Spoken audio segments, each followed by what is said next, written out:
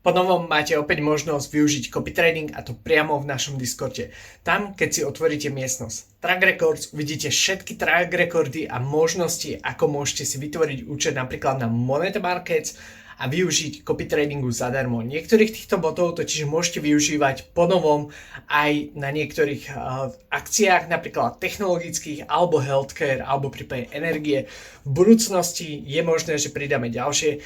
Každopádne, keď sa pozriete sem, máte tu jasne viditeľné track recordy jednotlivých stratégií, ktoré používame a môžete sa na tieto stratégie ponovom napojiť. Čiže verím, že pokiaľ máte k tomu nejaké otázky a chceli by ste na túto tému dlhšie video, tak mi napíšete do komentára.